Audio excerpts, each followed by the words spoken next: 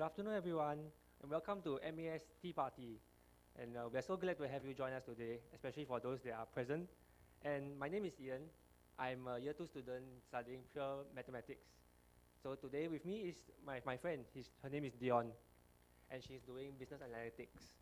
We are both from the SPMS Ambassadors program, and we are proud to be your MCs for today.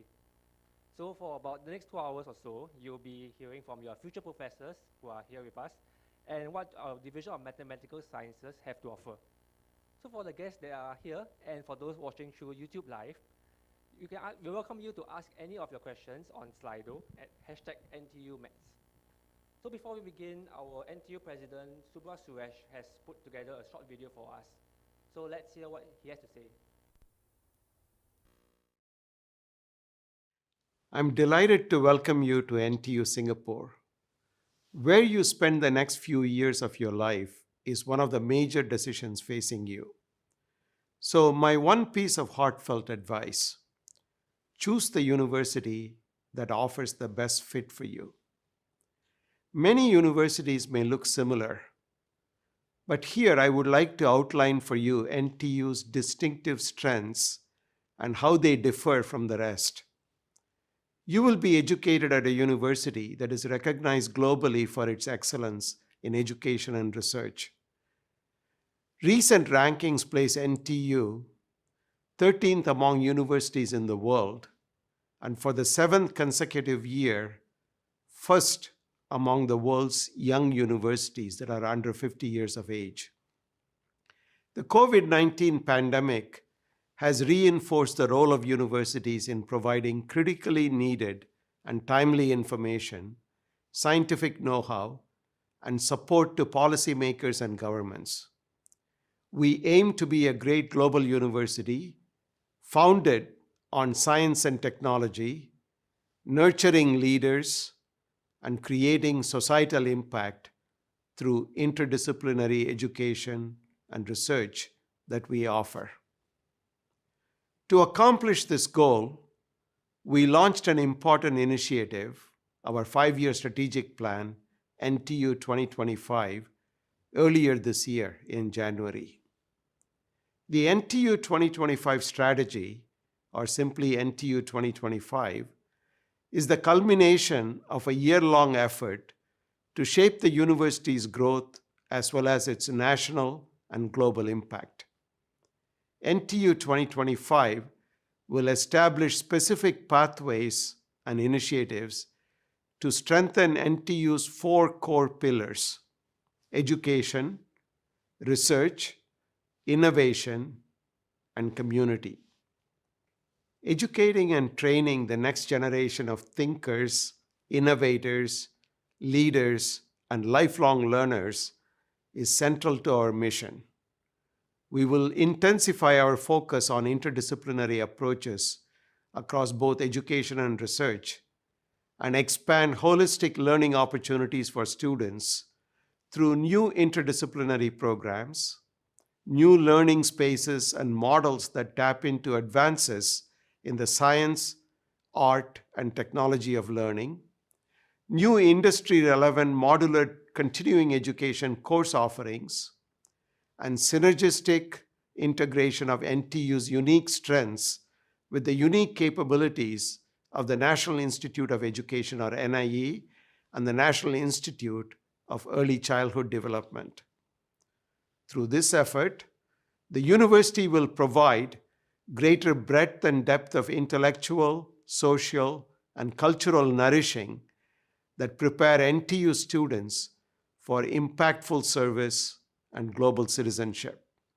Set to nurture leaders with character, competence, and cognitive agility, a carefully designed interdisciplinary core curriculum will be launched later this year to emphasize digital literacy, teamwork, communication skills, and experiential learning. We will equip NTU students with the skills and knowledge necessary to thrive in rapidly changing work and living environments, to be future-ready graduates. Looking beyond grades by offering a range of programs outside of the classroom, that provide experiential learning and unique learning opportunities to maximize learning outcomes for our students. Research and education activities will be integrated more closely, giving students increased opportunities to engage in research and creative work in their undergraduate journey. As a leading provider of continuing education, we will help students navigate through the dynamic changes in the workplace and develop a mindset that prepares. Following that, we have our young and interesting Dr. Gary Greaves. He's going to tell us a topic on sharing. Following that, our young and uprising Professor Pei Xiahui. He's going to tell us more about mathematics and computer science. In our list of professor talks, we also have Professor Thomas Perry, one of our top professors in coding and cryptography. He's going to tell us more about his topic. Joining us today, we also have two alumni, Ms. Igwini Duitami and Mr. Linus Ong. They are recent graduates. They graduated last year, and they have no problems finding jobs during the pandemic year. After these talks, we have a 20-minute question and answer session. And at the end of that, for those of us that are here, we can continue with more sharing outside the question and answers outside this auditorium. We have, besides the speakers and the MCs, we also have a few other professors. So Professor Kia Han Mao and two more who are here, but they're not in this auditorium. And several student helpers who can answer your questions that if you have at the end of later after the sessions. So I'm going to hand over the time back to Ian.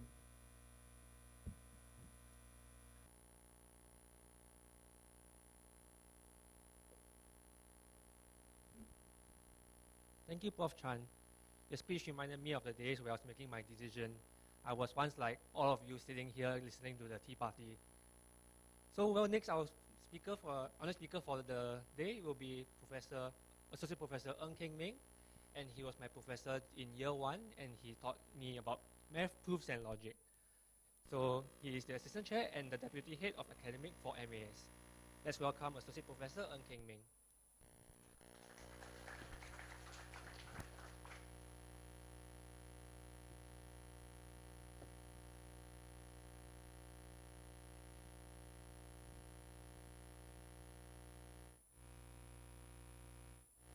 Okay, thank you, Ian, for the very nice introduction.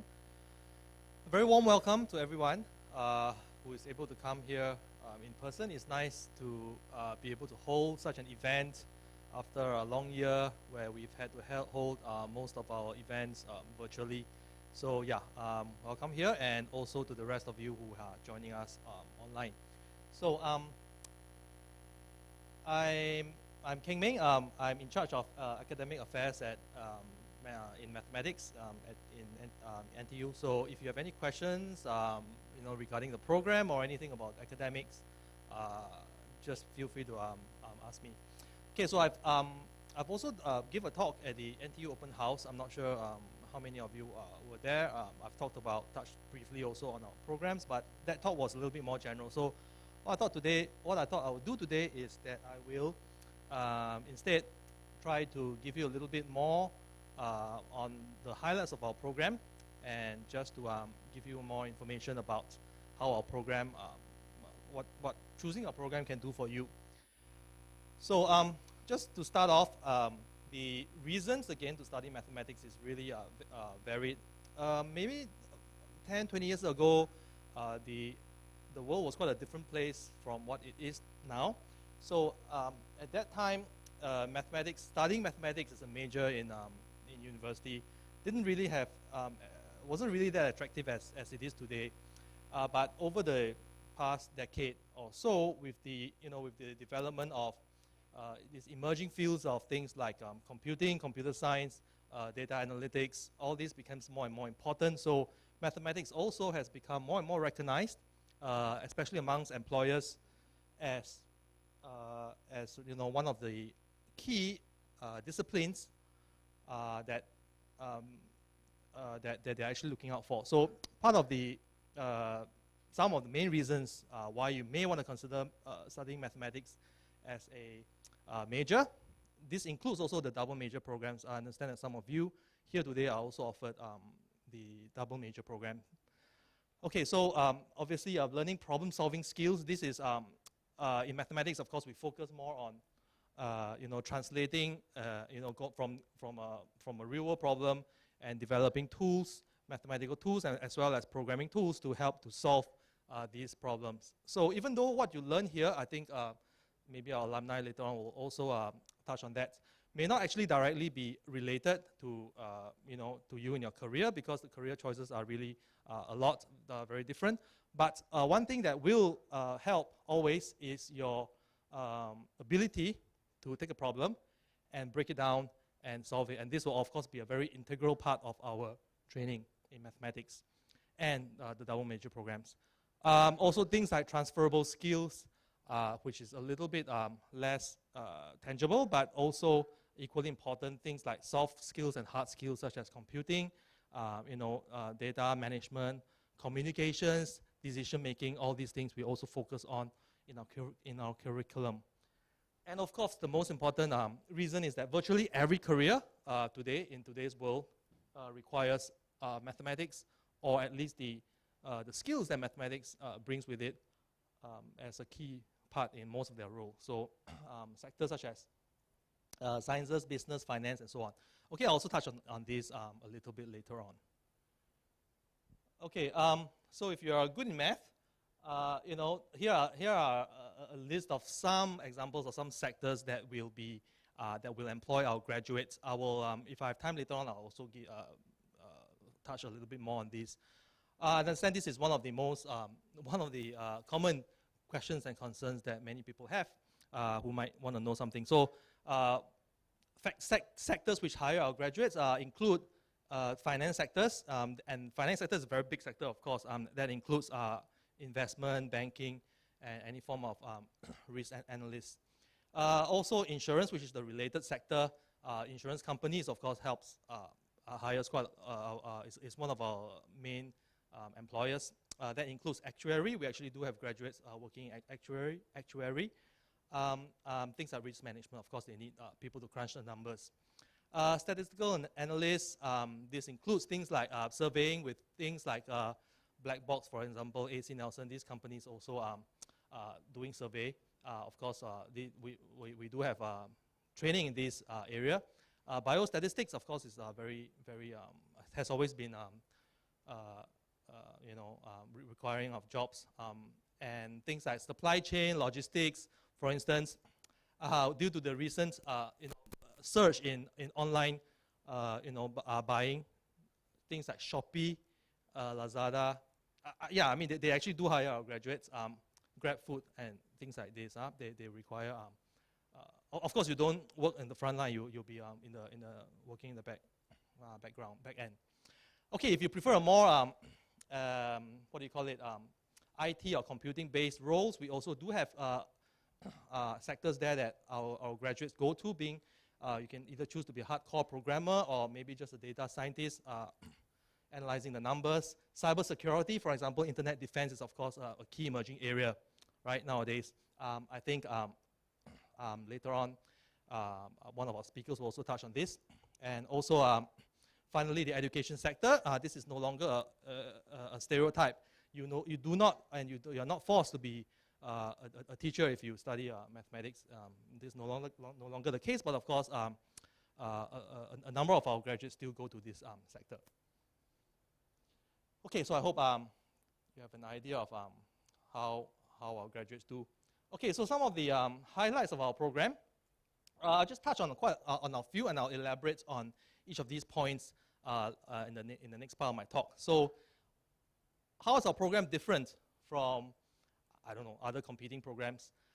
First of all, it's flexible and customizable. So we have many double majors that you can choose from, and actually we also have, for our main program, there are different track specializations and many other electives that you can choose from. We also have many opportunities for enrichment. I'll also touch on that in my talk. So it's basically it's like very flexible, and you can customize it however way you want, how you want to plan your journey in the academic sense in NTU. You can almost surely find a match for it.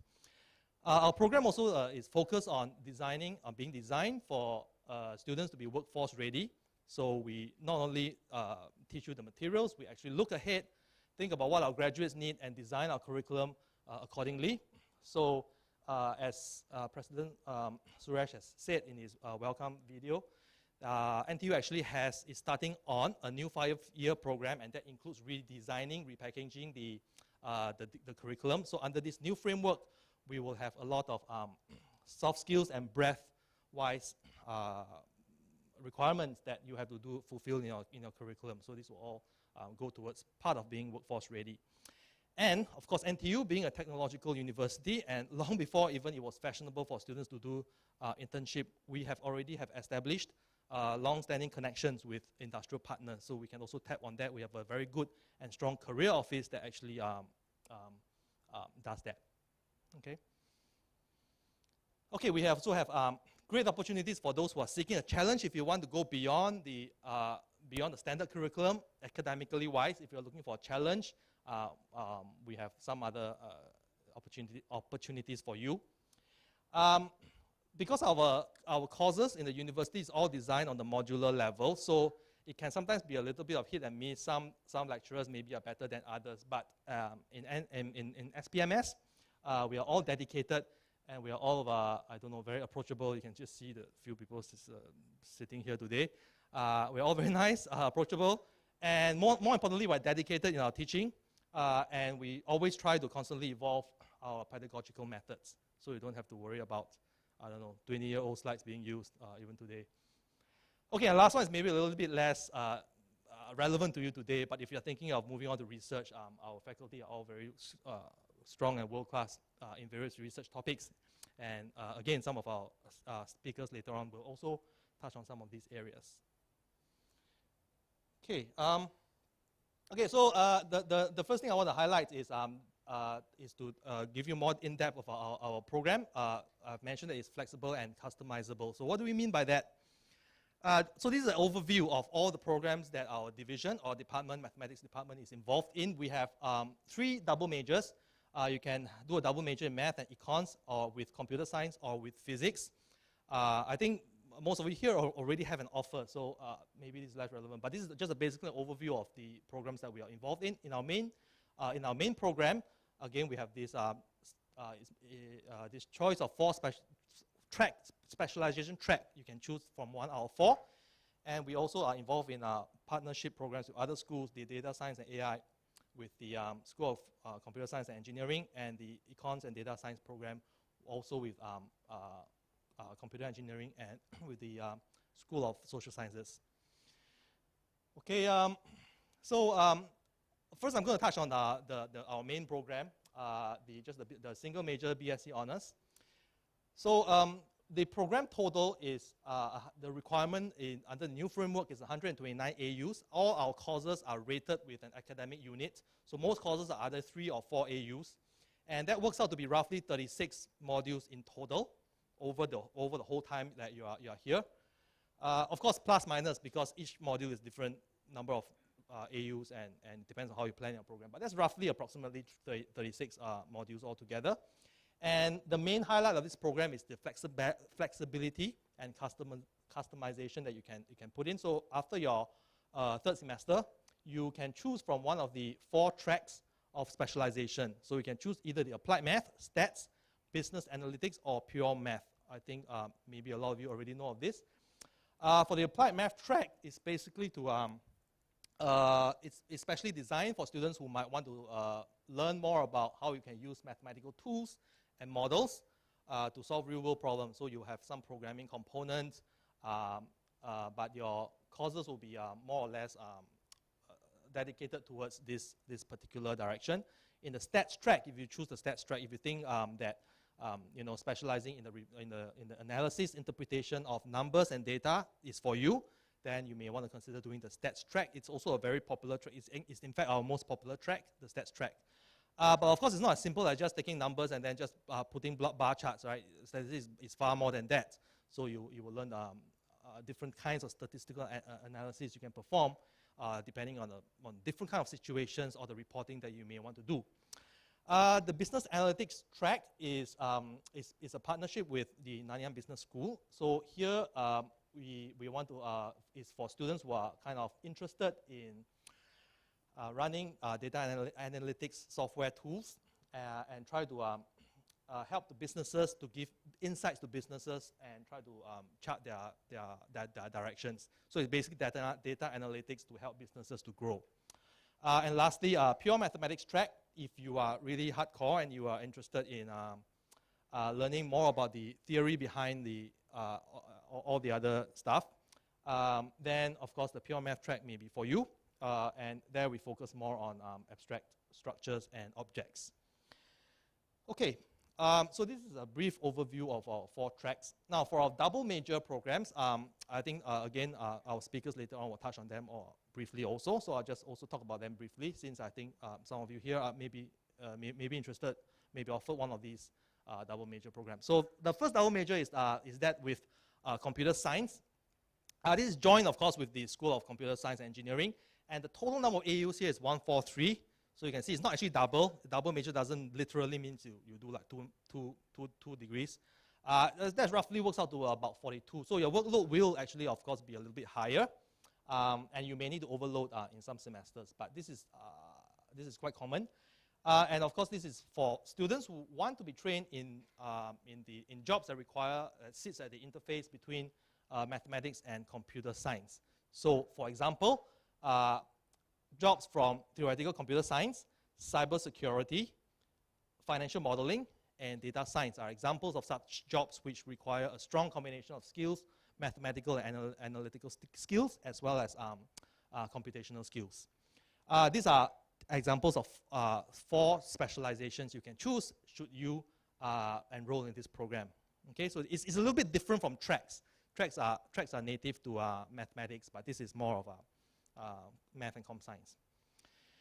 Okay, for the double major with econs, this is of course run jointly with the Division of Economics in the School of Social Sciences. So you have, again, you have an equal number of math and econs courses. That roughly is about 44 modules in total. And of course, in this program, it's going to be for students who want to use mathematical tools and modeling tools to help to study the economy, both macro and micro, and to do financial market analysis. Also, it's one of the parts of the program. Yeah, so it's if you're interested in understanding marketing behavior, but more in the analytical approach, so this will be a program that will be for you. Okay, mathematics and econs, basically just think of how they can be paired together. Okay, the highlight of this program is that unlike the other 2 double majors, for this double major you can actually select a math track, just like a student in the normal program. So you can choose between one of the 4 applied math, stats, business, BA, or pure math track. Okay, this is one of the highlights of this program. Okay, now last double major is that with physics. In this is of course run with Division of Physics next door. I don't know if you can sneak out and just go to the talk also if you can be in time. Here is a total, again, roughly 44 AUs. Modules is also comparable to the other 2 double majors. And this program tries to focus on preparing for rigorous foundation in theoretical physics, but of course, keeping an eye on the computational and analytical skills also. So it's kind of both theoretical and computational as well. It's equal parts. Okay, so if you're really interested in physics and wanting to solve problems in the natural and physical world, then this is actually the program for you. Okay, so I hope I've given you a nice idea of the things that, overview of the different programs. Okay, so I've also mentioned that our program, NTU as a whole, as well as in mathematics, has a special focus in training you to be workforce ready. So what are some of the things that fall under this approach? We have in our courses, in our curriculum, both the double and single major. we have a strong focus on teaching computing and computing skills, and that not only includes programming, but also the applications of programming in certain domain-specific applications. So in the compulsory courses, there are 4 compulsory courses whereby you have to do some sort of programming. The first is a university core everybody in NTU will take, Navigating the Digital World. And the remaining 3 are courses specific to SPMS. So there are 2 of them deals with Python and 1 of them deals with R programming, which is a commonly used statistical software. We also have some elective courses also whereby we will move on to more advanced aspects of these computational skills. And especially, so we have things like data analysis, algo for the real world. And in the last point, you see this is a basket of stats courses whereby you also will practice using software for very specific targeted statistical applications. So yeah, so we have a special focus on that. Also, trying to get in the direction of trying to get our graduates ready for the workforce. NTU, under this new curriculum framework, starting from this intake on, all NTU students, I think except for the medical school and 1 or 2 special exceptions, but all other NTU students will have to undergo a compulsory internship attachment. Now, how this is implemented may be slightly different in different schools, but in math, this will be implemented in the following way. The single major, if you are with our regular program, you have a choice of either the 10-week internship, the shorter internship, the 10-week internship program, and this will be conducted during the summer break, the 3-month summer break in between your semesters. And this will be available at the end of year 2 onwards. Okay? Or you can opt to do the long internship if you prefer a longer experience with the company. The 20-week internship, but this will be conducted during a semester. So it's 20-week long, and this is available from the 3rd year onwards. For the double major students, due to the program requirements, you don't have a choice. For the computer science, math and computer science, you have to do the 20-week internship, whereas the other 2 double major, you will do the 10-week internship in the holidays. Okay, so this is also one of our attempts to get you ready. Okay, this is some of a list of some companies. You can just have a quick look at the list. I got this data from the Career Office of companies that our math students have gone to recently for their internship, either short or long. So of course, you can see the companies that hire our interns, range all over, across all sectors. There are government-linked ones. Things like research labs also from A-Star, Genome Institute, and so on. Also the finance and banking sectors, insurance companies, and banks. Lion Global Investors is an investment firm, part of OCBC, and other ones. Also private sectors such as Shopee. Okay, I don't know, like things like Cold Storage, Ernst & Young, a variety of companies. Okay, so I think it's a good spread. There's something for everybody, whichever sector that you are actually interested in. Okay, now if you're not satisfied with the internship program, there is something called the Cooperative Education Program in SPMS also, whereby you are, instead of doing the usual 10 or 20-week internship, you can actually go up to 50 weeks. This is kind of like a work and study at the same time scheme. So you will spend, under this program, if you want to go on this program, you will spend around 50 weeks at the company, spread over 3 work terms. But because you're also taking courses in NTU, you will have to be structured. You have to spend certain time in the semester, some with the company. Of course, I can talk to you about the details if you like, but there is this option. Unfortunately, it's not open to double major programs and other programs such as the CN Young Scholars Program because of the requirements of those programs.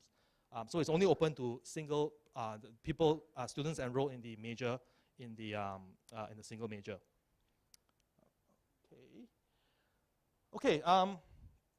So for the last part, I want to just quickly touch on this enrichment opportunities. So as part of our program, I understand that many of you are very good students, and perhaps you are not satisfied with just going through the usual curriculum. So there's something for everybody. If you're interested in seeking a challenge academically, right? Not like ECA, CCA or anything, but academically, if you're interested in seeking a challenge beyond the standard curriculum, or if you want to look out for any enrichment opportunities, here are some of the programs that we offer and which you may want to consider. So one of them is the exchange program. This is something that's very popular. Under this program, you will spend either the short-term exchange program is a couple of weeks at a foreign university, or you will spend one full semester, either the short or long-term exchange at the overseas partner university. And when you're taking courses over there, you can map the courses that you take over there back to a course code in NTU, so you can be getting credit towards your graduation. So the courses you take there will not be wasted, in other words. But of course, you have to be careful. Check out which courses you can get credit for. Of course, currently overseas exchange is currently suspended, unfortunately, for the past 3 semesters. But because this exchange program is usually done when you're in the 3rd year onwards, so in 2 years' time, if the situation is better, this will resume as soon as it is safe to do so. There's also the option to do a local exchange, and you can do it with either NUS or SMU if you want to do an exchange but not overseas. Okay, so some of the universities that our students have actually gone to. Here are a list of some of them. So our partner university comes from all over the world. So we have not only in Asia, we have some top universities in Asia, also in the US, in Europe also. But over the past few years, it's been more popular for students to go to Korea for exchange. I don't know why, but anyway, the top row are the top universities in Korea, but there's many other Korean universities also that also our partners. So yeah.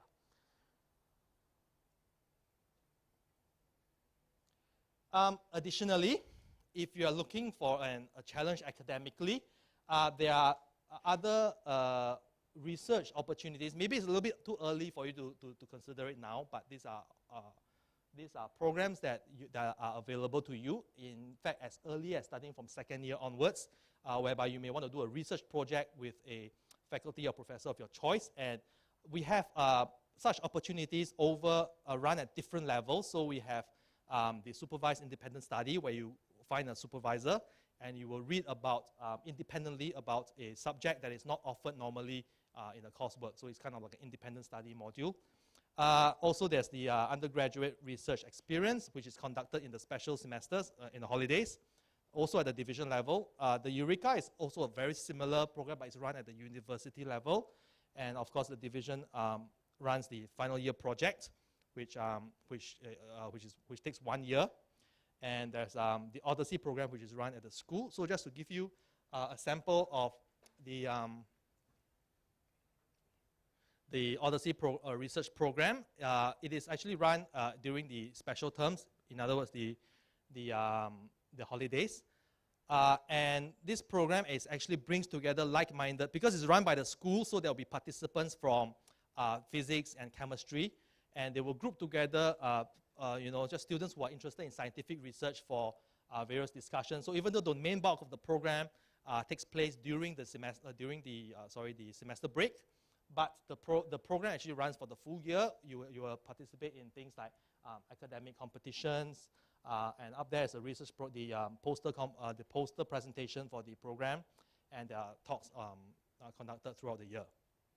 Okay, so this is one example of a research that you can try to get yourself into.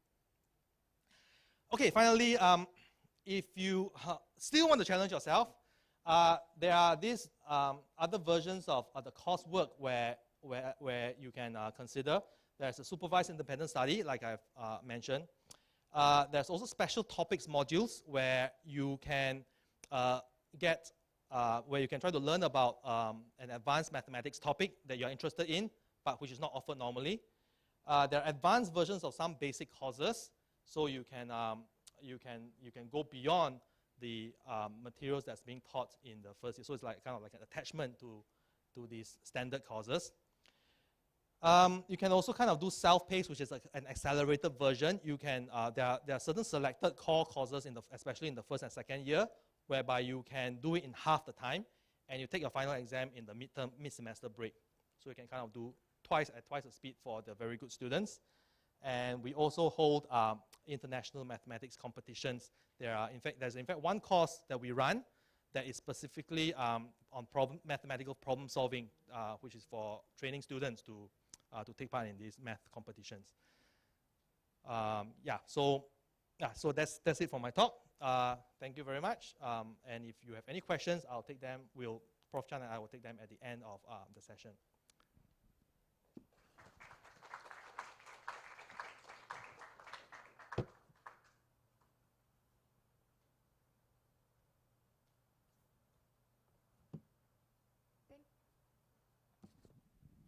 Thank you, Prof. Ng, for the insightful sharing. A reason why I love SPMS so much is because we are very blessed with dedicated prof.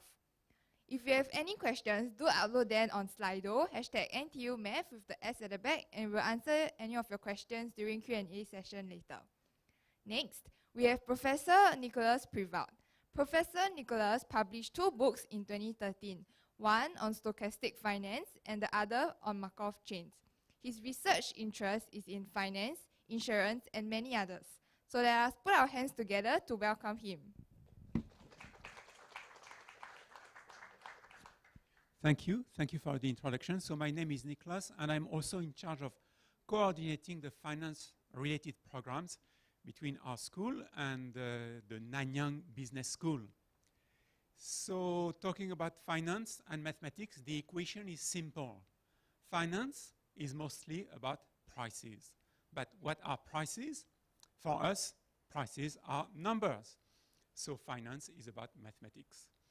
And in fact, if you start as a mathematics student, if you are born inside the world of mathematics, it's quite easy for you to learn business. It's like going downstream.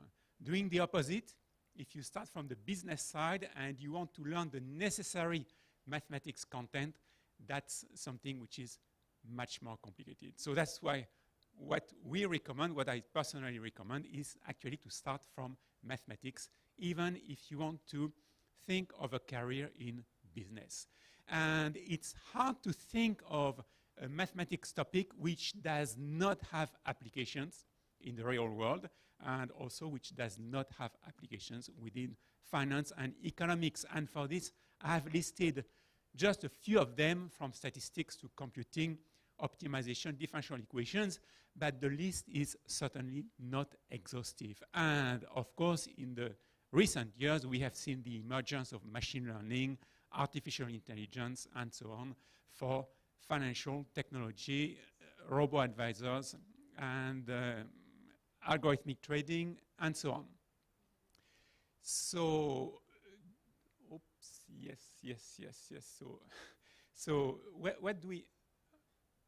It seems the slides have been moving a bit fast. Yes, so I should be here. Yes. So this is confirmed here. The hardcore mathematical topics are really of use to you as prospective students, and they can give you an edge. The point is that they can give an edge to the math student over the business student.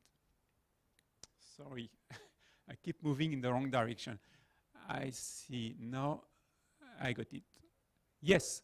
So what I'm going to do next, I'm going to run a live experiment just to demonstrate the application of three simple topics, which will be regression, linear regression, from this course on regression analysis, time series, from that course MH4500, and assets and portfolios. So I'm just taking a very small sample of 3 courses in our course offering, and within the syllabus, I'm only going to pick 3 very specialized topics: linear regression, time series, and portfolios. And I will try to demonstrate the use and application of those concepts a bit later. But before that, let me complete the information with something about the minor in finance. So if you are interested in economics, finance, and business, then you may be offered the minor in finance, which allows you to secure a seat in courses in the business school. So you will have the opportunity to take 2 core courses, business finance and investments, and you can complete this by 2 electives. On top of that, if you want to continue your studies further, if you are thinking of getting a master's degree, then we do have a program that gives you a direct admission into the Master in Financial Engineering at the Nanyang Business School. And that's a way to join the master in using this more direct track. That means you are selected as our students because we know us personally, instead of having to join the crowd of applicants who regularly apply every year from the business school. Okay, so if you are in math, if you are also in the minor in finance, MAC, sorry for the small typo here, this C should become an O, just close the C, it becomes an O, it's M-A-E-O. Okay, now I will move in front of the laptop and I will start my live experiment. My advice is never do this, never try it, because if you try any live experiment, it's usually going to fail. So as I said, I want to demonstrate the use and application of 3 very special tools: linear regression, time series, and portfolios. So I have this code here. I have to input a stock ticker. As you can see, the default choice here is Google. I'm going to make another choice, KO. KO stands for Coca-Cola, as you may know. And I'm going to enter another one, PEP. PEP, as you can guess, stands for Pepsi. So we have 2 brands of soft drinks. And what we see on the right is the stock price over the past 12 months of Coca-Cola. So it shows you may, of course, profit from investing into Coca-Cola. That's one thing. Second thing, that graph here is from Pepsi. Well, it also goes up and down, but mostly up. What I'm going to do now, I plot all of them on the same figure. So left, right, and then what we can see is that on the rightmost figure, I'm trying to plot both of them on the same graph, and you can see the problem. They are not in the same price range. So how can we compare them in any meaningful way? We are going to do topic number 1, linear regression.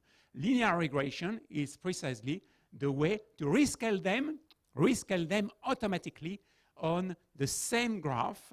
Originally, they are not within the same price range. They do not share the same slope, but I'm able to rescale them on the same graph. And the idea here is trying to make actually more profit by taking advantage of the ups and downs. So I'm going to build a portfolio based on Coca-Cola and Pepsi. And the idea is that when Coke is a bit higher, I'm going to sell Coke. And when Pepsi is a bit lower, I'm going to purchase Pepsi. And I'm going to flip the strategy time after time and try to beat the market in some way. So let us try this. To make things easier to visualize, I'm going to look at the difference between the 2 rescaled prices.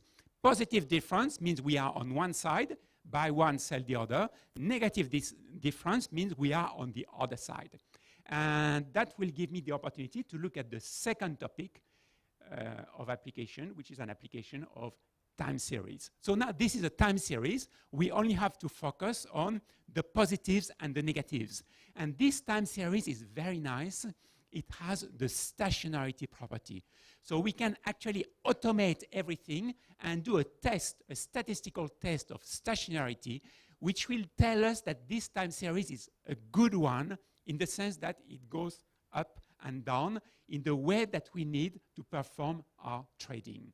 And that will be the trading strategy, built on thresholds, which will tell us when to switch the portfolio from buy to sell, from sell to buy, etc. And now we will reach the final conclusion. Press enter, and that's what we get. So on the left, we have the two graphs, the two stock prices plotted on the same graph. In the middle, you have your strategy based on the difference, based on the spread, with the signals, buy and sell signal.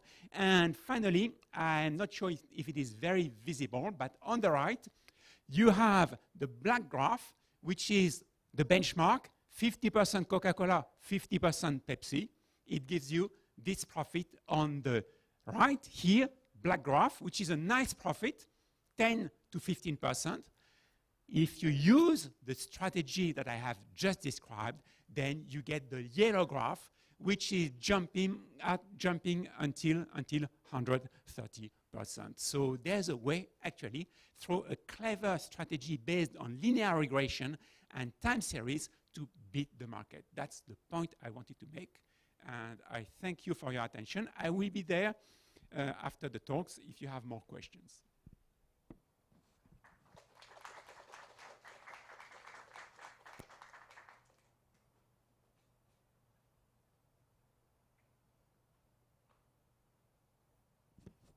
Wow, thank you, Professor Nicholas. Wasn't that interesting? And how we just learned year 3, year 4 topics within 10 minutes.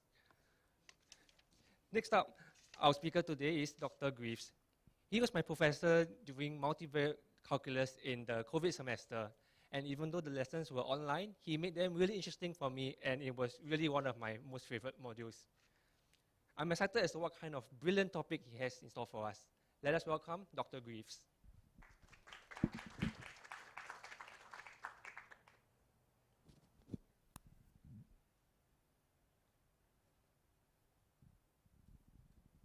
Thanks a lot for the introduction, Ian. I want to talk to you about a gem of mathematics. More specifically, I want to talk to you about a result from discrete mathematics that is so nice and so useful, it made its way into New York Times. And it's also been exhibited in various YouTube videos. So if you look at your favorite math YouTube channel, you might see this also explained there. So the motivation from the New York Times article was to solve the problem of how can you live with your friends in harmony. And that's about how can you choose which room to stay in and decide what proportion of rent you should pay in a way that everyone's going to be happy. So for example, when I lived in the UK with my friends, we all just paid the same amount of rent, but one of my friends had an ensuite bathroom and no one else did. So it seems a bit unfair, and I wish I knew about this method back then. So in the New York Times article, it says to divide the rent, start with a triangle, so somewhere triangles are coming in. And this is not just about dividing rent. You can also use this to divide other things, like, for example, cake. Okay, so we want to share things, and so it says here, start with a triangle. So here's a triangle, but we're not just going to take any triangle. We want to take something called Sperner's triangle, which is a triangle with different colors at each of the vertices. And what do we do with that triangle? Well, we take any triangulation. So here I just take a nice triangulation of this triangle, and then I color each vertex, each point of the triangulation along the sides in the following way. So I make sure on the left side, I'm only using colors red or blue. So we color those in.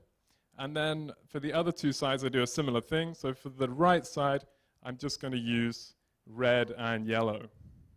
So I fill those in. And the bottom is just blue and yellow. It doesn't matter how you do it, just as long as you use those two colors on each of the sides. And now we have a Sperner triangle. These are the conditions Sperner wants for his triangles. And now we're going to finish off coloring it in, but we can color the remaining points however we like. So we can do whatever we want. So here's one way of doing that. And if we do this, then we're going to find there's going to be a triangle in there with all of its points, 3 different colors. So we call it a tricolor triangle. And if we look in here, so for example, this triangle has red, red, yellow, but this one has red, yellow, blue. So we get all the colors, and so we get this tricolor triangle. And I want to now convince you that no matter how we do this, so I reset, and then I just take another coloring, and then again you can look and you'll see that again we get these tricolor triangles showing up. And in fact, no matter how you do this, you're always going to get a tricolor triangle. And so I want to show you an argument for showing why this is true. So the statement here is that Sperner's triangle always has a tricolor triangle. And so here's a neat proof for this. So what we're going to do is we're going to think of our triangle as a house. So our big triangle is our house, and then all these triangles inside are the rooms of the house. And when we see a line with 2 different colors at the end, we'll call that a door. So this is our door, and then we highlight all the doors in the house, and we get this thing. We get these doors here. So now what we're going to do is we're going to start on the outside of our house. So I start off over here, and there's a bunch of doors on the outside of our house. And then we're going to walk through every door once, precisely once.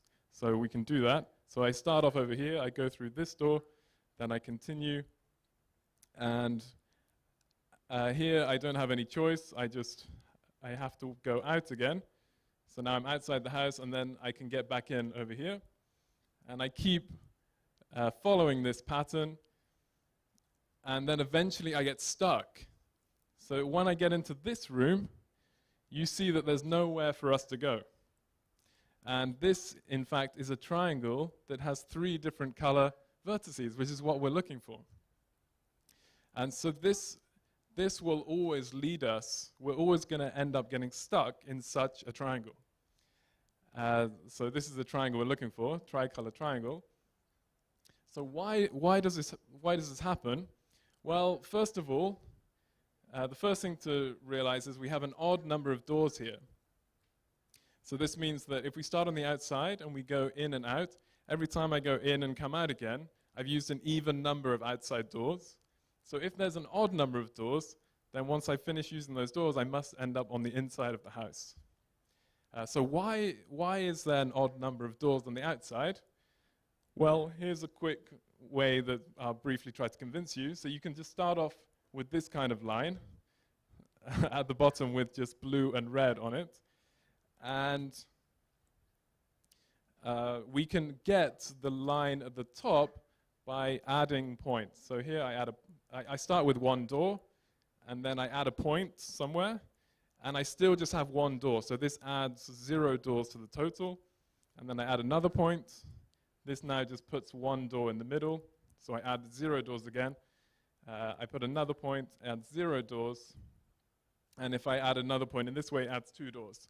And the point is, no matter what happens, every time I add a point, it's going to add either 0 doors or 2 doors. So if I start off with an odd number of doors, I'm always going to end up with an odd number of doors.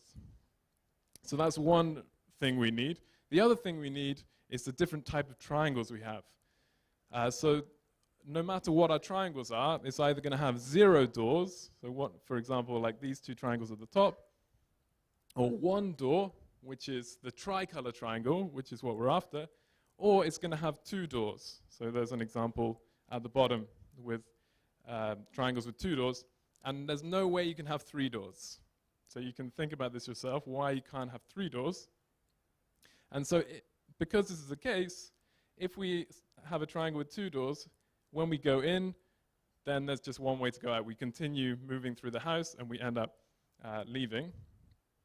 And so the only possible triangle we're going to get stuck in is a triangle with 1 door, which is the tricolor triangle. So that's why we always have a tricolor triangle in a Sperner triangle. And so just to repeat the argument again, here's a triangle with some doors. We start off on the outside, and we wander around as much as we can, just going through doors precisely once, and then we end up in a tricolor triangle. So this is a nice, pure mathematic result, but how can we use this to divide things fairly? So this is a pure math result, and as mentioned in Nicola's talk, it's very often any result in mathematics has some use in real life. So we're going to try to apply this to dividing rent.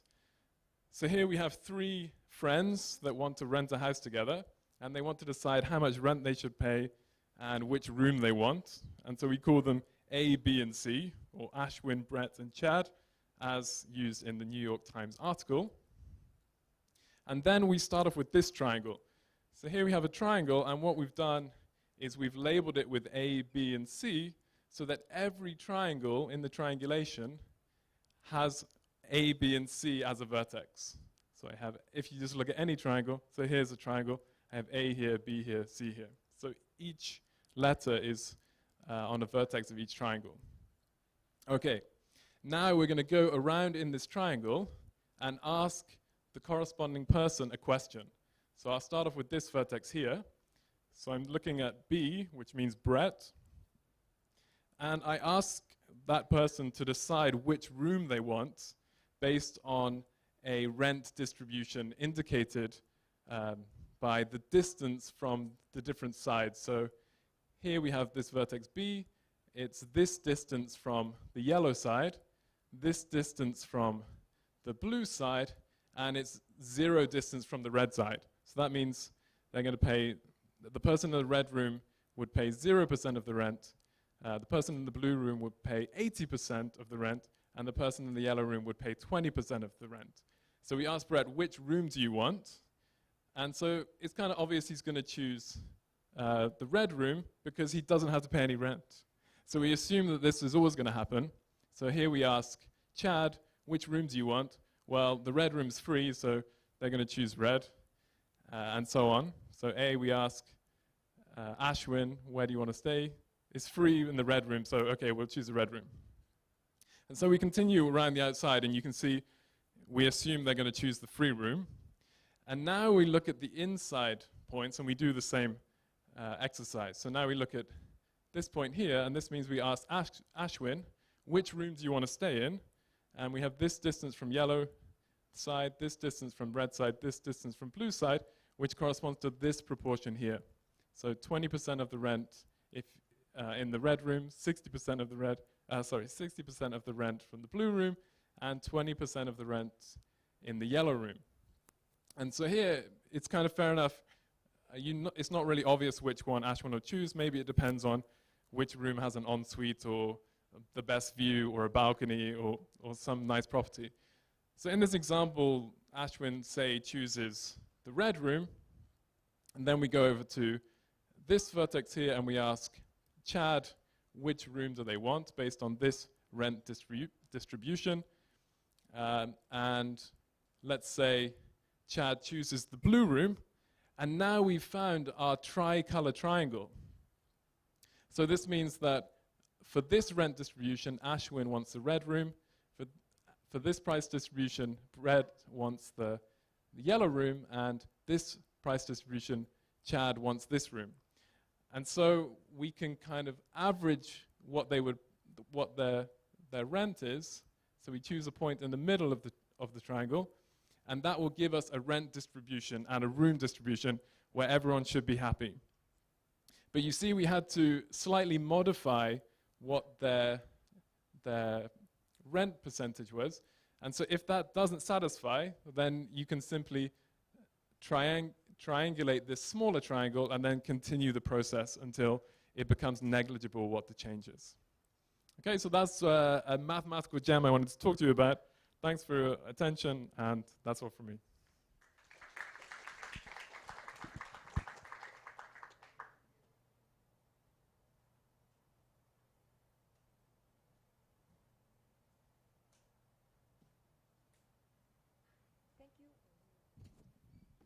Thank you, Prof. Gary, for the insightful sharing. I've learned so much from this short power pack sharing. Before we continue, Everyone, let's raise our right hand and stretch. And we raise our left hand and we stretch. Okay, great. Now that we are all a little more awake, let's welcome the next professor, Professor Pei Xiaohui, to share with us more about computer science.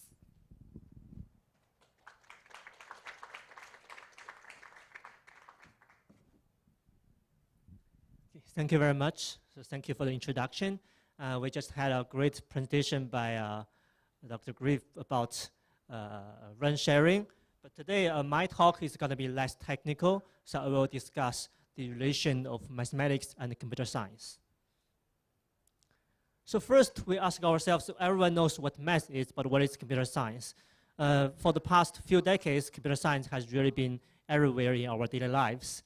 So computer science is about the study of computers and also computational systems. So it mostly involves designing software and software systems. It helps to design new softwares to solve computing problems and also to develop different ways to use technology. So there are many different sub-areas in computer science. So we have a system, we have network, which is also the study of the internet. We have artificial intelligence, graphics, theory, and many other areas. So first, among these areas, I want to pick one particular sub-area to give you a taste of what computer scientists can do. So the area that I'm going to pick is artificial intelligence. So this may not be a surprise for you if you have been following the news. So in the past few years, there has really been this so-called AI boom that happened everywhere in the world. We have advanced computer programs, AI, artificial intelligence, that can really shape our lives. So first, we know that right now, computer programs are really good at playing games. So for the left example, we have the game of Go, which have very simple rules, but are considered as one of the most complicated games in the world. And in 2016, actually, there is this computer program called AlphaGo, developed by Google DeepMind company, who beats the 19 times world champion Lee Sedol in the very famous Go match.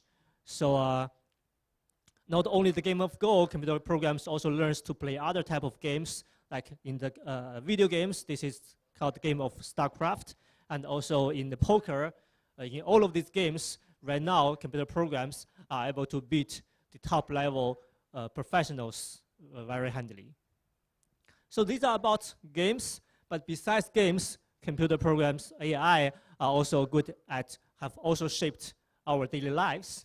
For example, AI is now a critical technology used to realize these self-driving cars. So in the very near future, we're going to have fully automated cars without drivers that can take us from places to places.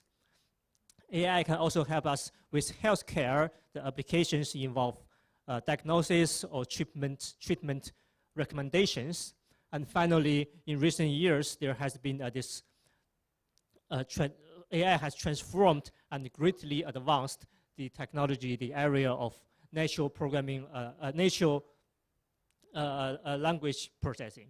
So that means using computers, now computers are able to help us to understand, to comprehend, and to translate human natural languages. This is another very interesting example. This is another application developed by Google. So right now, if you just input a sentence, say, I want pictures, okay, of an armchair in the shape of an avocado, what the computer will do, what the algorithm will do, is that they will actually translate this sentence and then generate these fake artificial pictures for you. So these are not real pictures. These are artificial pictures generated by this software, and it looks exactly, these are armchairs in the shape of an avocado. Okay? So these are all just the tip of an iceberg of what computer science can do. I hope that from these examples, I can convince you that computer science really is everywhere in our daily lives. So as a result, on the job market, there are just more and more in recent years, many and more jobs, computer science related jobs, and there has been a huge demand on talents, on graduates with a strong math and computer science backgrounds. And not only that, we want to say that these are always also some of the best jobs possible. So here I have this one job-rated report that lists you some of the top low-stress but high-paying jobs. So among these, you can already see that the top one is mathematician. Okay, this is already very good news for us. But what is more interesting is that the website also lists some of the top 10 particular low-stress and high-paying jobs. And among these top 10, we have 2 jobs that are directly related to computer science. So we have software developer that is basically to develop softwares. We also have data scientists, okay, that is to analyze, to identify the patterns in large data sets. Okay, so these are all very nice jobs. These payments, these are in US dollars, so these are really also high-paying jobs. So these are some of the possible graduate prospects. More particular for us Singaporeans, if we want to stay in Singapore, there are also many, many career choices for us. First, if you have a computer science background, you can work in some of the best international and local IT companies. We have many examples. So we have some of the famous international IT companies, Facebook, Google, Amazon, they all have branches in Singapore. We have some great Chinese companies, Tencent, ByteDance, and we also have some of the best local Singapore IT companies, Shopee and others. Okay, so these are all natural choices for students with a computer science background. And besides these IT companies, we also have other sectors like governments, telecom companies, healthcare, financial services, insurance, and entrepreneurship. In all of these sectors, they would want, okay, there are many jobs that prefer the students with a computer science background. So we have all of these job career opportunities. So these are all these possible choices that you can choose from. And finally, let's go back to our program. So luckily at SPMS, we do offer many, many computer science related courses, modules, like Prof. Ang just previously mentioned. We offer different levels, different variety of courses that are related to computer science, from the basic fundamentals to the state-of-the-art research progress. Okay, so those are about computer science. But finally, I also want to talk about math in computer science. So if you think computer science is really such a good major, then why don't you just choose a computer science major? So the reason is that math is actually super important. It's actually a crucial component in computer science.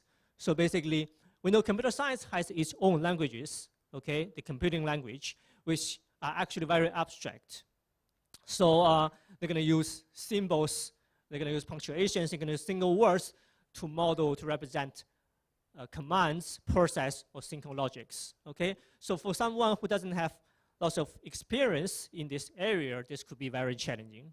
But luckily, computing languages, okay, are actually very similar to the abstract languages that students learn in math classes. So learning math enables us to formulate, to read, to comprehend, and to formulate ourselves, and to communicate in these abstract languages. So these are also really the good thing about having a math background. And what's more important is that these actually programming languages like Python, like R, these are actually only tools. So what's more important are actually the thoughts, the soul behind these programs, which we call algorithms. Okay, so you want to understand, you want to really know why this program works. What do you need to do that? You need math. Okay, so needless to say that computer science requires a strong, fair amount of mathematical knowledge, and being, in particular, being successful as a computer scientist requires you to think mathematically. So finally, coming back to our program, so at SPMS, not only do we offer a lot of different computer science related courses, we also have this newly introduced Math and CS double major program. So this is a program run jointly by our school and the School of Computer Science and Engineering. Prof. Ng have already talked about this course, this double major, so I will not talk about this in details, but this gives you the best of both worlds. It gives you a strong mathematical foundation and also the state-of-the-art computer science technology. So finally, I want to end my presentation with this slide. So basically, if you are interested in computer science, you want to find a job, there are actually many possibilities. So one, it is not that difficult to find a CS-related jobs to learn some basics of program. Then you can probably find a mediocre job. You can find a 9-to-5 job with some mediocre pay, okay? Or another choice is that you really want to make some impact. You want to go to the best company with the best working environment. You want to make some changes. You want to develop areas, app softwares that are used by millions of people, okay? So what differentiates between these two kinds of jobs is exactly math. So if you want to really study, want to be good at computer science, I think math is the way to go. So that's all I want to say. Thank you very much.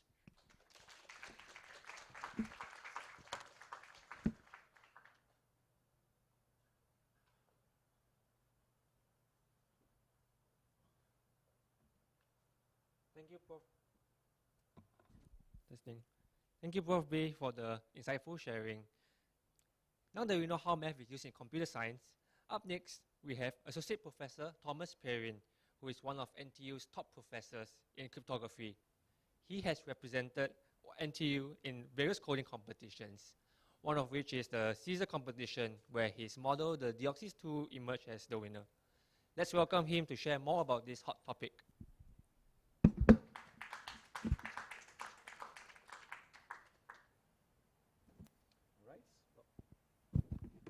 Okay. All right, welcome everyone. Thanks for the nice introduction. So my name is Thomas, and I'm specialized in cryptography. And I would like to talk a bit about two things, coding and cryptography today. And I can assure you that those two topics is topics of math, which is really applied. And I'm sure that you have used coding and cryptography dozens of times this morning already, maybe without even realizing it. So just to give you some quick timeline, we can say that roughly 80 years ago, coding theory and modern cryptography started. There was a very important person for that, which is Claude Shannon. Maybe you all heard about Turing, but actually Shannon was also one person very important because he introduced what is called the information theory, which is really the foundation of coding theory and modern cryptography. So actually, I think coding, why I'm talking today about coding and crypto is because we have at NTU in general, and especially in SPMS, we have a very, very strong research team in those two areas. So these are the professors that work in coding and crypto in math division. Actually, even the provost, Prof. Ling San, comes from the crypto and coding background. So just a quick explanation of what is coding theory and cryptography. Maybe you don't know already what it is. So coding theory is the idea is that you want to build, it's the branch of mathematics where you want to build some kind of encoding of the information so that if you transmit, while you transmit the information, there might be some errors. You still want to be able to detect that there were some errors or maybe even correct it. That would be even better. So let's say that you're communicating with a satellite, for example. Of course, there's going to be a lot of perturbation and all the data that you're transmitting will not be perfect. There's going to be missing data. There's going to be data with errors. Some values will be flipped, for example. So what you're going to do about it, you want to be able to detect it, want to be able to correct it, and for that you can create some special mathematical structure to do the encoding so that you can do this. So coding theory is the study of the various different structures that you can create. There are many of them. It depends on the type of errors you might have, depends on the type of applications, etc. And so there's a lot of application. Basically, anytime you're going to transmit information, so basically all the telecommunication, but it's not only the information you're transmitting, it's also the information you're storing. If you think of, for example, when you insert a DVD in your DVD reader, you might have some scratches right on your DVD. And this means that some of the information that is written on the DVD is basically completely erased, and normally you should not be able to read this anymore. But because there is a special type of encoding, then you're still able to read the information and your movie displays without any issue. Okay? So there's a lot of jobs you can get when you're studying coding theory. Basically, engineering or researchers in any big telecommunication company, but also in electrical engineering.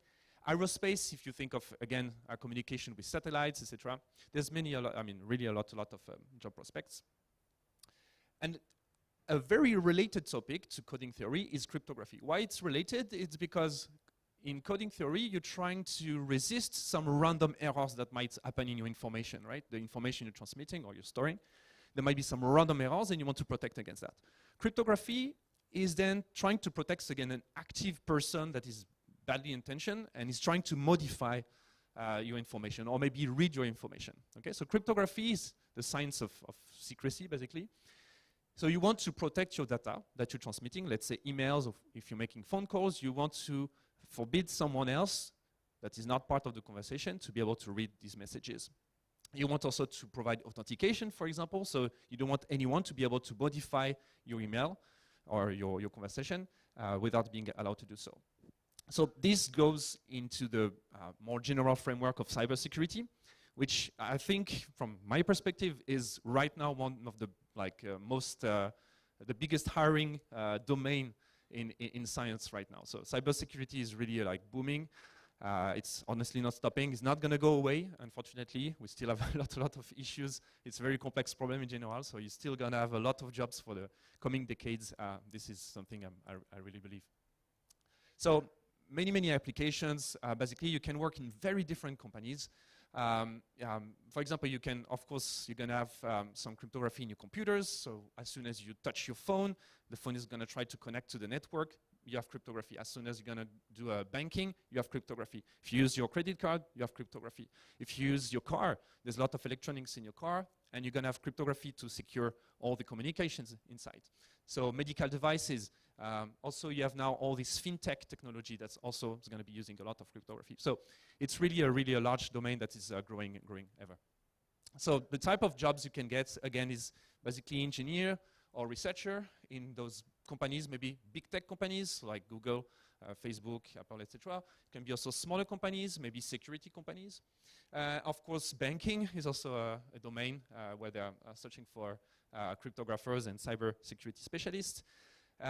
Also, you have all these military and maybe governments sector, which is actively recruiting in this area. And of course, academia, right? In both coding and cryptography, of course, academia sometimes is recruiting as well.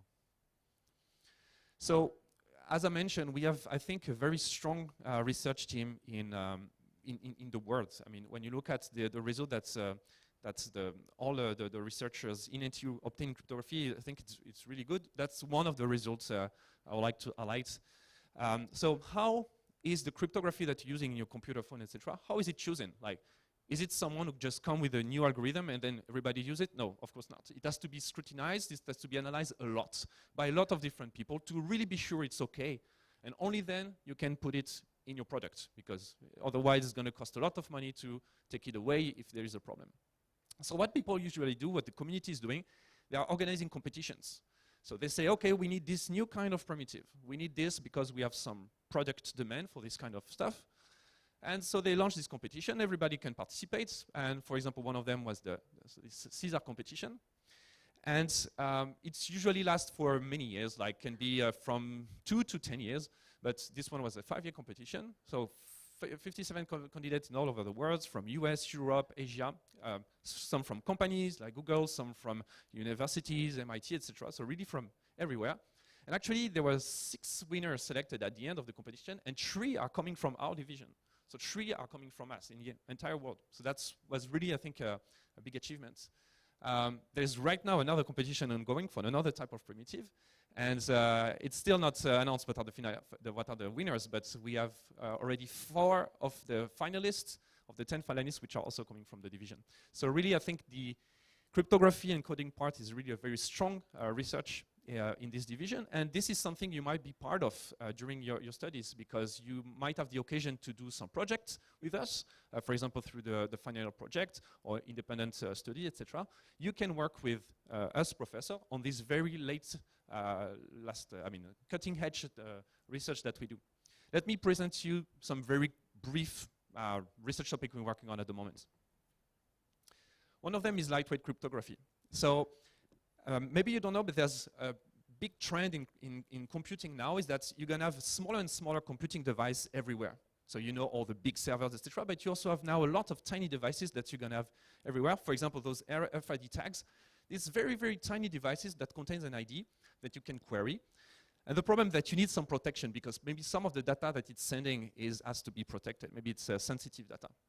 The problem is that the cryptography that we know today cannot fit in those very tiny devices because the amount of operation it has to perform is too large, it's too complicated, and these very tiny devices cannot handle it.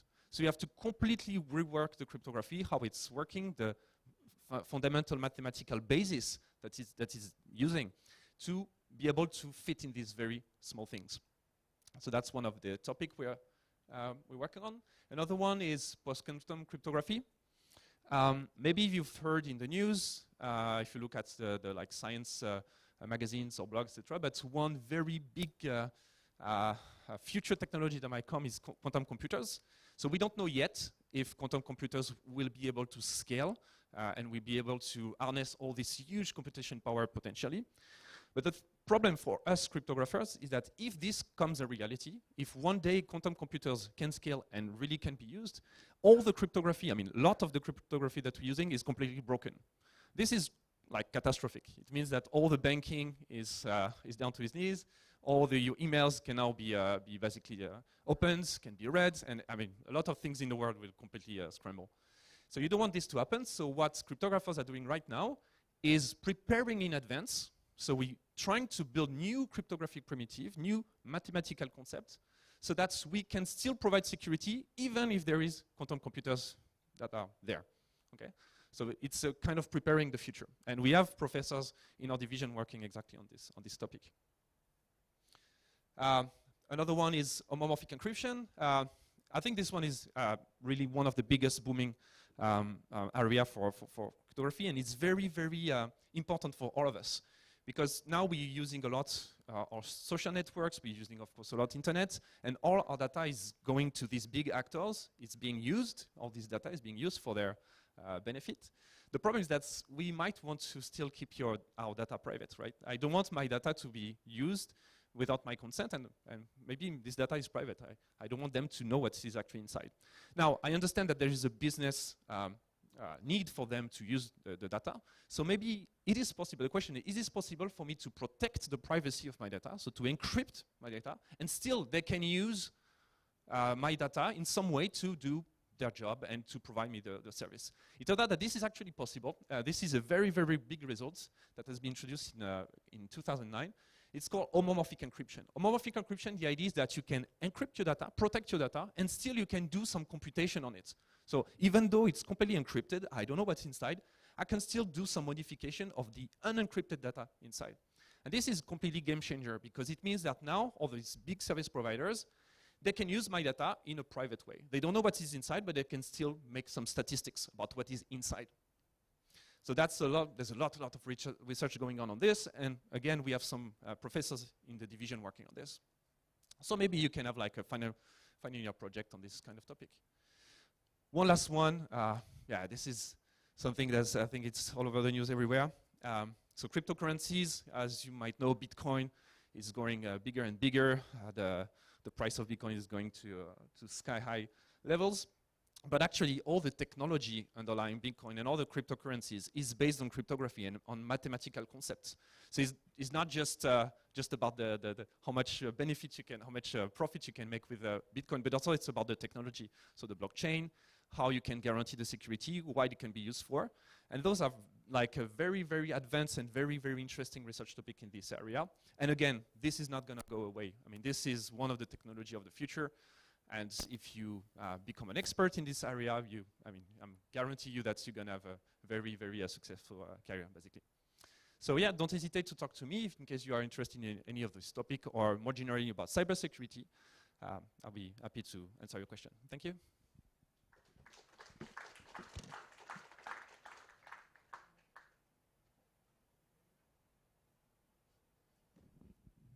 Thank you, Prof. Thomas, for the valuable sharing.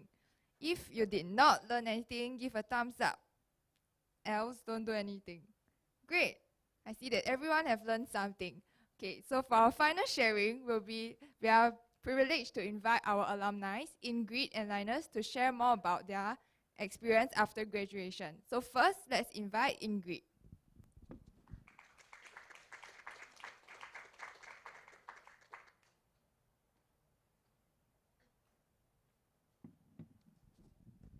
Hello. Good afternoon, all. First, let me introduce myself. My name is Ingriani. You can call me Ingrid. I joined SPMS back in summer 2017. I majored in mathematical science with a minor in finance. And I've just recently graduated December last year, and I just started my first job as a technology analyst at Goldman Sachs. So first, I want to give you a personal opinion that I have. Why did I choose maths to be my university degree? So there are 3 key points that I want to highlight. The first is versatility. So I believe that practically every career path that we may have in the future uses math in some way or another. And as the profs have given a lot of talks about this, I can say that we agree on this point. And so this actually gives an edge to maths undergrad as they are versatile in choosing whatever career paths that they want to take. The next thing is about understanding. So one bit about learning maths is that I feel that it actually trains my logic and critical thinking. It teaches you to understand the core concepts and topics and not just about memorization, about some steps that you have to do in a robotic way. So these 2 things, logic and critical thinking, are very applicable in whatever career paths in the future that we may take. So this is actually very, very useful. And the next thing is basically just my interest. So I've always liked math since I was small, so I just decided to pursue this in my university life. So that's a bit about myself, and now I'm going to share my experiences at SPMS with you, and why it is actually one of the most fruitful and interesting journey that I've had. So again, there are 3 main things. The first is flexibility. I think that SPMS offers a lot of flexibility regarding your planning of courses, internship, and learning pace. As an applied math student, I had an interest on topics such as optimization, cryptography, coding theory, etc. And SPMS gave me the freedom to plan my electives, my courses in such a way that I can take these 3 courses that align in my interest. And this actually landed me 2 summer internship opportunities during my course of study as a system engineer and a software engineer, even though they are not that related to mathematics. And in these 2 internship experiences, I actually had a lot of insight on what fields that I want to pursue in the future. So this is one of the many examples whereby you can use the flexibility that SPMS gives you to plan your own courses suiting your needs and interests. So for example, let's say you want to become a data scientist in the future, you can plan your electives and courses to be related to data analysis, data mining, neural network, etc.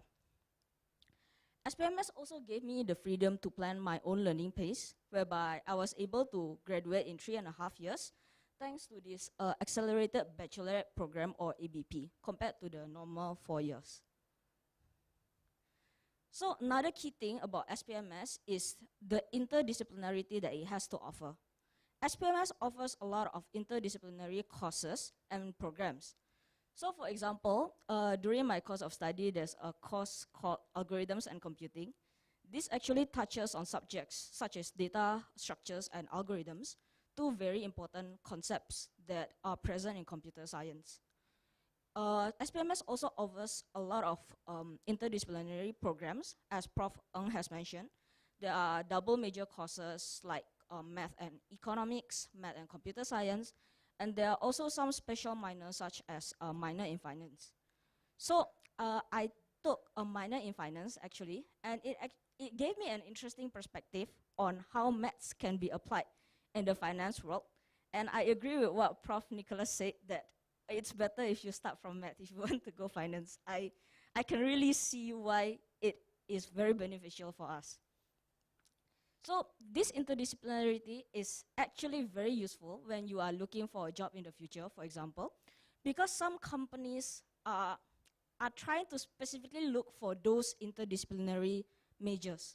So for example, this is from Goldman Sachs career page, and this is a screenshot.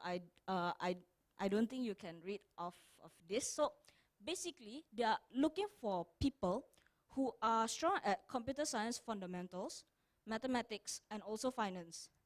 And I feel that this is what SPMS offers, so that I can kind of like land this job in a sense.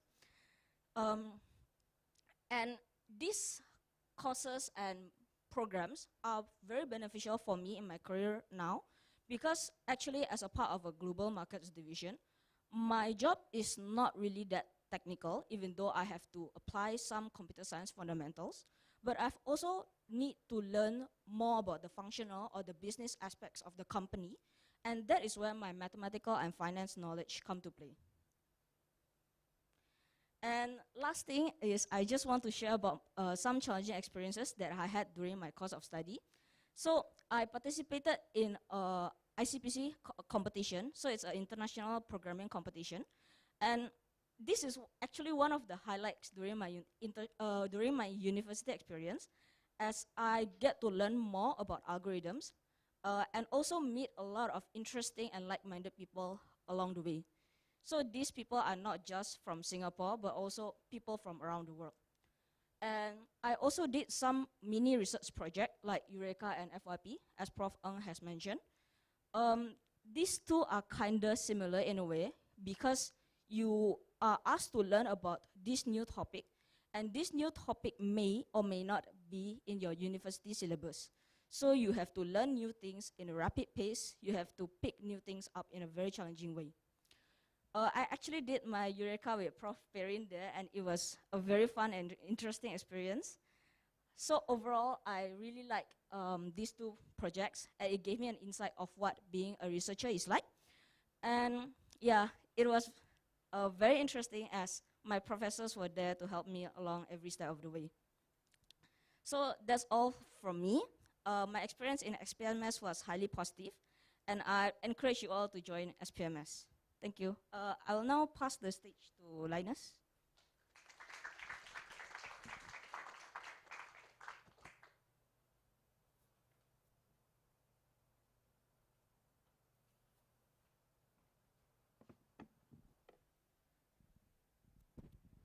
Okay, so my name is Linus. I graduated last year in May. So I'll do some sharing about my experience with mathematics and SPMS. Oh, sorry. So I'll share my experience in mathematics at SPMS. Okay, so to me, for pre-university mathematics, okay, so this is pi, and this is the imaginary number. So he's telling him to get real and be rational. But okay, it's more that it's more computational in nature. You take things rather for granted. They tell you that Pythagoras theorem is true. A squared plus b squared equals c squared. But you don't really ask why, or you don't really need to know why. And there are not many logic problems, as to say. So it's a different kind of mathematics. So when I went over to university, okay, so I was introduced to formal logic, how if A then B, something more logical, something that makes more sense to me. So I'll use the analogy of a handyman. When you learn mathematics in university, you're given a tool set, you're given a toolbox. You don't really know what is the problem, you just need to know that you have to solve the problem. So you're given this set of tools. You don't really know which tool you have to use, what's the problem. So the beauty is that in SPMS or in mathematics, you learn how to identify the problem, you learn how to solve the problem in a way that might be elegant, might be the best way, might be the easiest way. But that all depends on variations. Okay, so let me introduce this idea of at least one, which I found was very interesting in university mathematics. Okay, so I'll use the story from this book I read previously. So presume there are 3 people on a train. One of them is an economist, one of them is a logician, and one of them is a mathematician. Okay, so they have just crossed the border into Scotland. Okay, I don't know why they're going to Scotland, but okay, they see a brown cow standing in a field from the window of the train, and the cow is standing parallel to the train. So imagine this cow is standing parallel to the train, and the economist says, "Look, the cows in Scotland are brown." And the logician says, "No, there are cows in Scotland of which one at least is brown." Okay.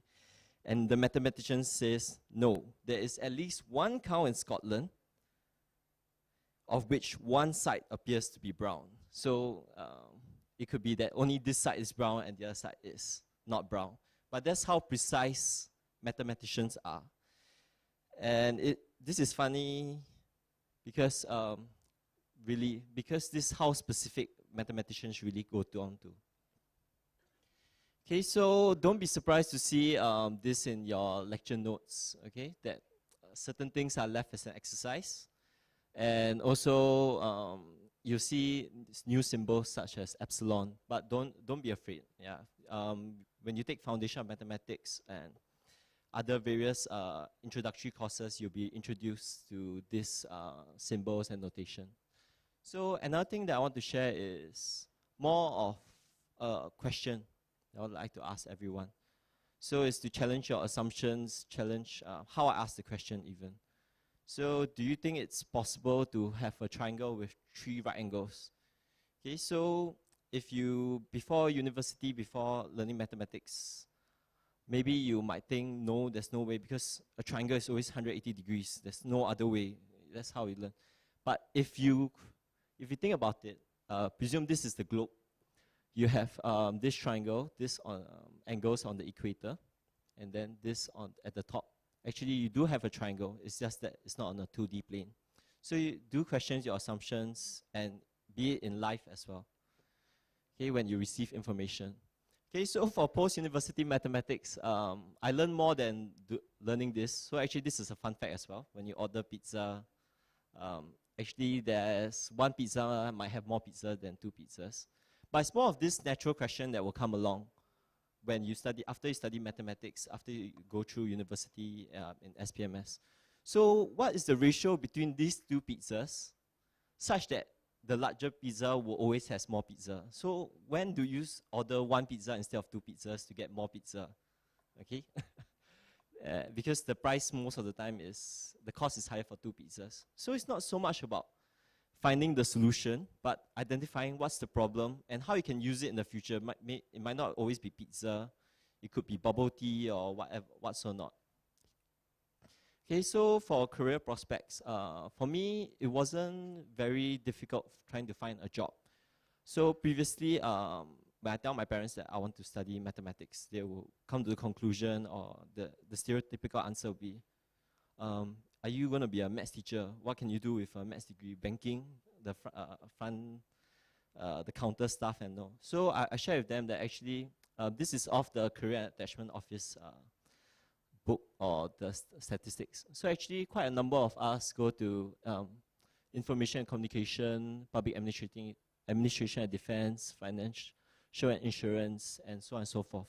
So actually, it's not so much just education, or there's actually a wide range of sectors that actually require math as well, or they appreciate math students. Okay, so this is also the statistics for mathematics and economics. So this is rather based off 2015, 2016, and 2017 career data. So for the new double major career data, it's not in yet. So take this as it is. So last but not least, I'll share a bit about life. Okay, so how it affected my thinking about life. So I think after I go through math, I became more logical, observant, skeptical, tenacious. So be it how I see data, how I see information presented, how I view a problem, I identify, in the situation, I identify a problem. I would say that mathematics, the education in mathematics and in SPMS has shaped me rather well. So, okay, I would like to present one last problem. I like problems. Okay, so let's present one last problem to y'all. Imagine you have an unfair coin, okay? One that does not land on each side 50% of the time. So how could you use this coin to simulate the 50-50 odds of a fair coin flip? So I'll just like to leave you with this problem. I'm not going to solve the problem for you, and the answer is rather simple. But it's more of how do only maybe after learning mathematics, you can learn how to even the odds, how to make this unfair coin or this so-called unfair start in life, or how you even the odds, how you make it favorable to you. So you can think about it, and you can speak to the alumni after this as well, if you would like to know more. Okay, that's all from me. Thank you.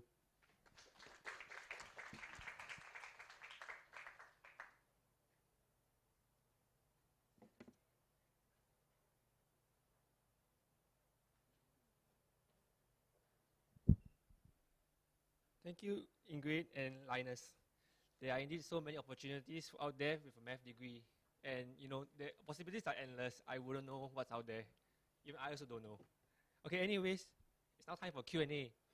Let's invite Professor Chan and Prof Ng from the audience to ask any questions that you have. So you can ask them on the Slido, or you can ask them on the Telegram chat.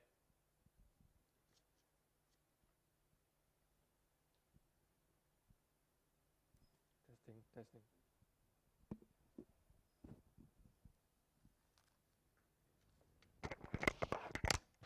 Hello. Okay, so please ask away, because this is a really once in a lifetime moment, and whatever questions you have, just ask.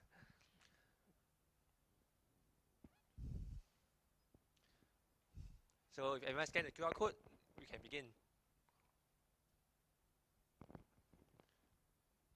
Here we go, first question. Can I still take a minor if I'm already taking a double major program? So I'll take this question. Yeah, so a minor is kind of independent from what you are doing in your major most of the time. So the short answer is yes, but you have to plan your study properly. Typically, a minor will consist of around 15 plus AUs. Most of our minors are 15, but there's a little bit of variation. So that works out to be about, I don't know, 4 to 5 courses additional on top of whatever you're doing. So yeah, so you have to plan it properly. There are some combinations that are not permitted. For instance, obviously you cannot do a minor in the major that you are doing. Obviously you cannot do a math in a math minor. And also there are some other things, for example, about the minor program. For instance, the minor in finance program is special in the sense that it is only offered to SPMS students. So this is one of the only ways you can do a minor in finance, is to join us and then go through the minor in finance route. Yeah. Thank you, Prof. Ng. Let's move on to the next question, shall we? Okay, this one comes. If I choose the pure math track, will I lose out to those taking other tracks in terms of career prospects and employment rates? I'll take this one. So by taking a track, basically it means that you need to take a cluster of courses from that specialization. It doesn't preclude you from taking courses outside of that track.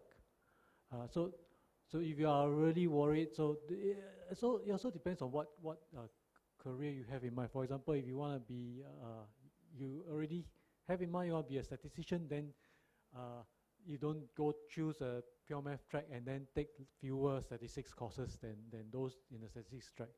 But otherwise, if you don't really have a specific career in mind and you're in pure math, feel free to take courses that are outside of your track so that you also have just as much knowledge as those in the other tracks. Yeah, so maybe I'll add on to this question. Actually, the track that you choose, because it won't really be reflected in your degree scroll. So, and also most employers will not actually query this. So the purpose of choosing a track, I think I would say, is just more aligned to your interests.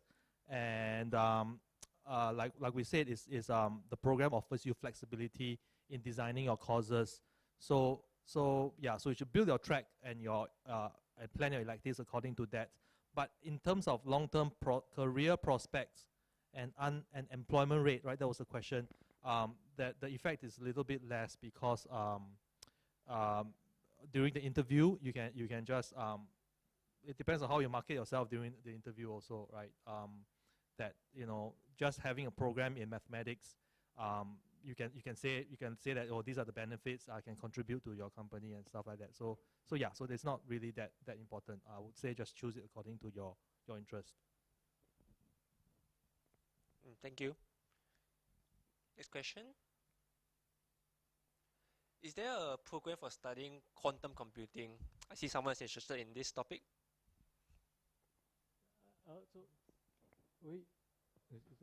We don't have a degree program specifically for quantum computing. A degree program means like a double major or single major. So there's no major in quantum computing.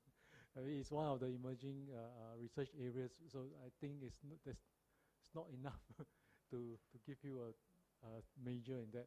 We do have courses that are related to quantum computing that are offered in the school.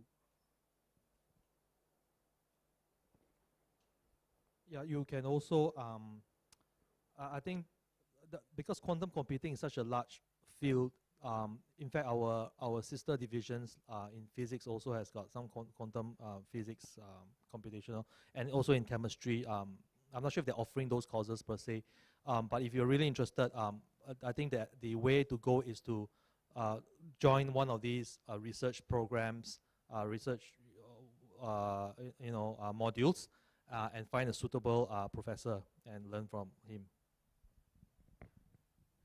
Thank you. Let's move on. Next question. Okay, before entering university, are there materials that we are recommended to read up on? It's a good question. Well, it's a good question. This is quite a commonly asked question. I would guess your question is directed towards mathematics. Although I guess the answer is kind of more general, also applies more generally. Well, it really depends on your background. If you have taken H2 mathematics, then I think the gap is a little bit closer. And our first semester, and in fact, generally the first year courses will be designed so that it will be at the level that is suitable for you with the H2 mathematics. So that's one of the requirements for admissions, or something equivalent. Now, if you really want to read up, of course, you can feel free to look at our website for a list of the first semester courses, and there will be a list of courses, so you can just get or just email me or one of us. We can give you a list of recommended textbook use there, so you can prepare. I understand some of you are maybe a bit anxious. Yeah. So the short answer is not really, but if you really want to, we can give some recommendations. Thank you. Wow, one question from Tom. Do we have lab sessions for math?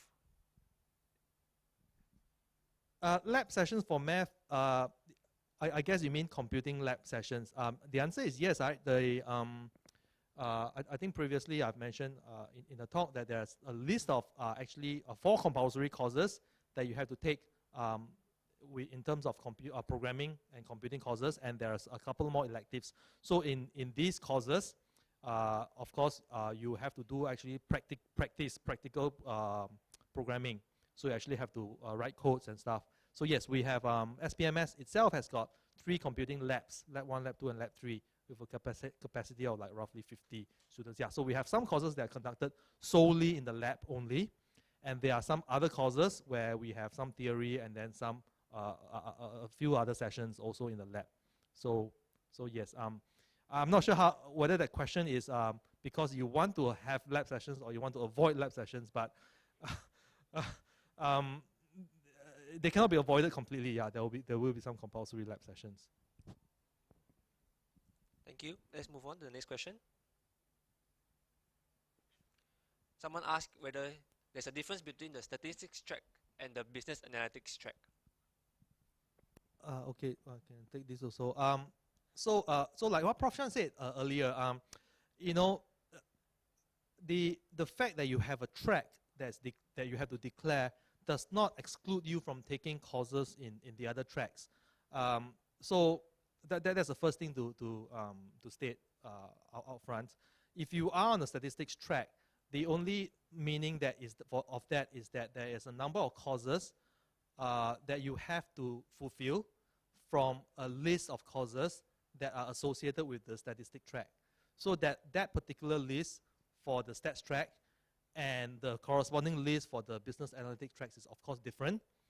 But apart from these courses, you have the freedom to choose other courses outside of this list, you know, so you can mix and match. So the differences between these two lists are, for the stats track, you will be doing more courses, obviously coming from the stats basket. So that includes things like, you know, the time series, what Professor Nicholas was saying about helping you make money, right, from Pepsi and Coke. So the time series analysis, you know, financial mathematics, and linear regression. Yeah, so these are some of the examples of stats courses. For the business analytics track, because it is also a partnership with the Nanyang Business School, so there is also a list of a couple of business courses that you have to take from the business school. But the remaining of the business analytics track will come from a variety of courses from different tracks, specifically from the applied and stats track. So it's a mixture of different courses from the business analytics track. Thank you. That's a very good answer. It's really different. Next question. NTU internships during the semester, someone's worried about internships. Is that considered an additional commitment or on top of our usual commitment, of our usual university semester workload? Or do we solely focus on internships?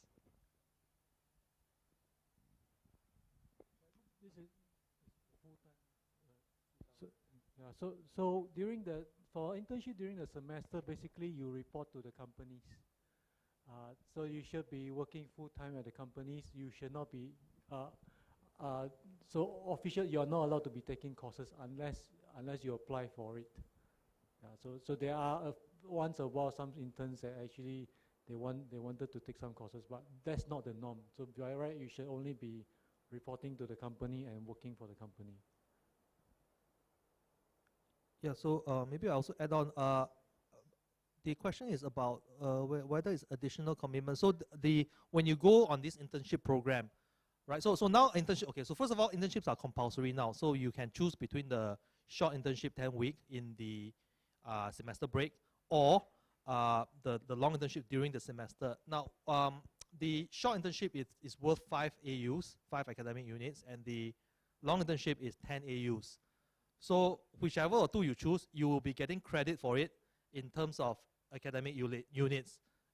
So like if you do the short internship, you have to make up the remaining 5 AUs in the form of courses.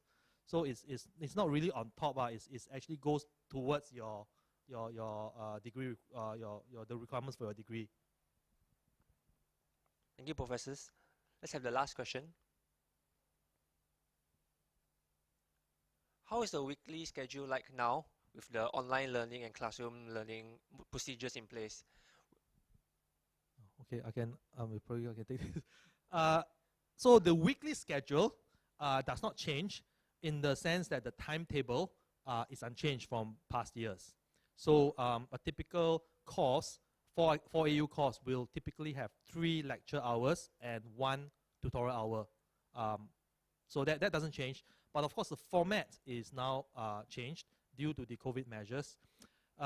Large courses, which will mostly be the category that your first semester, first year courses will fall into. Your first year courses will mostly be large courses. Will have their lectures conducted online. So that will be 3 lecture hours, but online. But the tutorials will all majority will be conducted in person. So it's going to be like a mixture, a hybrid, what we call hybrid. Lectures will be online, but the tutorials will be face-to-face. Of course, with within the safe distancing measures in the classroom. For small classes, smaller than 50, it can and will often be conducted in person in LT. But I think that's less of an issue, less of a question, concern in your first year. Now, of course, additionally, the lab courses also conducted in lab, also will be in person in the lab. Test and assessment will typically also be conducted in person, because tests online, e-tests and e-exams simply are not, they don't really work very well. So most of our tests and exams will be back in person.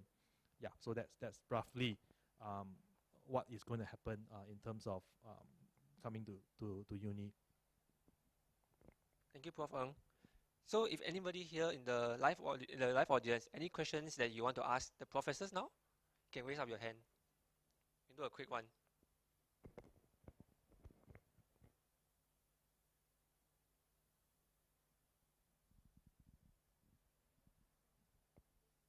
Okay, I guess we can answer one more question.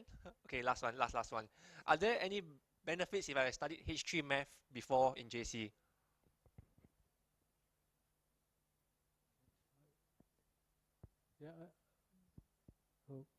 I think the benefits are actually minimal. So of course, it trains you well before you come.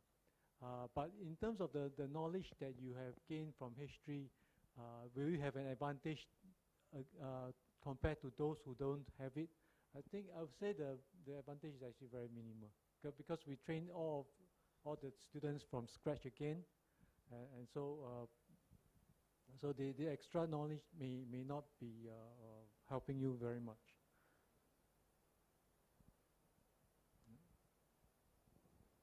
Thank you, Prof. Okay, and that is all the time we have.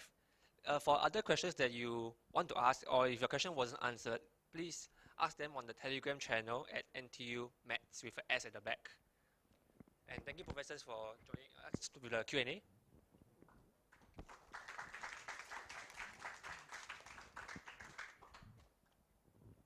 So we hope you gain some insights into this program, and we can't wait for you to join the math family. As we come to the end of the session, do help us by scanning the QR code to complete the feedback form for today's program. And also a gentle reminder that the last shuttle bus today leaves at 3:50 p.m.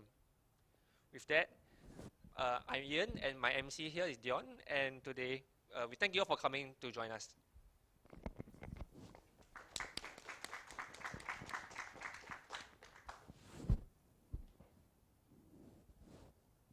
Okay, so right now we'll be dismissing by groups according to your sticker that was given to you outside. So we'll dismiss first with the group M1. If you have received the M1, please raise your hand and the prof will guide you out. Which professor is